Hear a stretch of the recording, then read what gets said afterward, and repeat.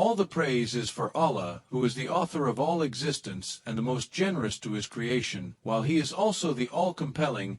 He is the only one worthy of our worship, having no partners, no associates, no sons, no daughters, no one whom he must consult, and no one or anything which has any comparison with him. All the praise is for Allah, who is the King of all, who claims sovereignty, the only one who has the right to legislate. For his creatures, he is the giver of life, he is the causer of death, while death has no effect upon him, because he is the ever-living, the self-subsisting, the eternal, and the only absolute. All the praise is for Allah, who has power over all things, and there is in reality no power and no strength, no influence to cause benefit or detriment, except through him. It is he who created this complex world, the seen and the unseen, the evident and the speculative, the earth, and all that is on it, and everything that is in it. It is he who sent his messengers and prophets with a common message of strict monotheism, which simply means that there's absolutely no one worthy of worship, no one worthy of our obedience, except the Almighty, the One, the Absolute, and who has no partners. The earlier messages which changed the world in the area in which the prophets were sent, those messages we know have changed, and even the prophets who brought them, their names are now lost. We just know in general because Allah told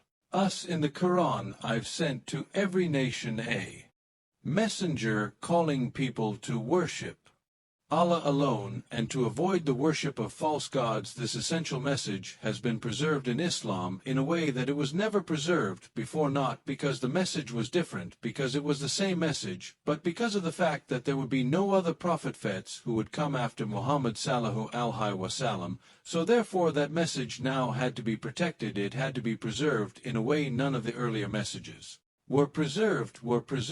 I will rel this what you say. You have come to know 40 years back, and what you call the Big Bang is already mentioned in the book, which I read, the glorious Quran. It's mentioned 14,400 years ago, in chapter number 21, verse number 30, which says, do not the unbelievers see that the heaven and the earth were joined together, and we seal them on? What you're talking about, the Big Bang, I try to imagine compressing a spring. I push it closer and closer and closer together, so it's smaller and smaller and smaller, and I've stored a tremendous amount of energy in that spring and want to let it go. It bursts out, it bursts out, it bursts out. The creation of the universe, which you came to know 40 years back, is already mentioned in this book, the glorious Quran, 1,400 years ago.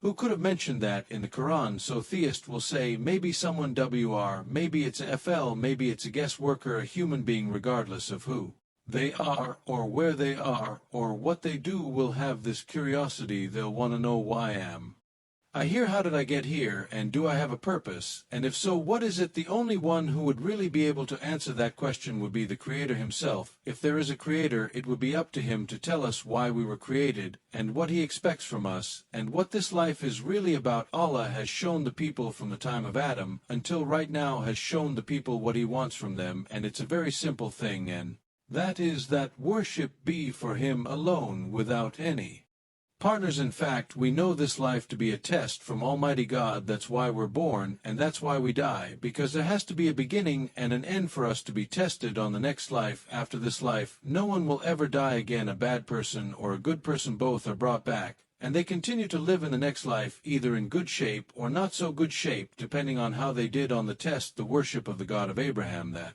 was what was taught by these prophets. The Lord we're talking about the Lord of the worlds, Alhamd. We're talking about the Lord of the entire universe, and beyond the entire universe, and beyond. You know, we live in this dun, and we are fascinated with this dunya, which Allah subhanahu wa ta'ala indeed has created in a beautiful manner. We're fascinated. There are over billions of people which live on this dun at this moment in time, over 6 billion people that live on the dunya at this moment in time. This dun of Allah subhanahu wa ta'ala is so big that there is space in this dun for billions and billions and billions or more people. But what is this dun in comparison to what Allah subhanahu wa ta'ala has created out there? This dun is insignificant. This daya is meaningless to Allah. It means nothing. It is worthless, so worthless. Compare it with the sun. The sun is one star. You know more science than me. You'll be able to tell me better. Take this planet Earth and you place it inside the sun, and you will be able to place 1.3 million Earths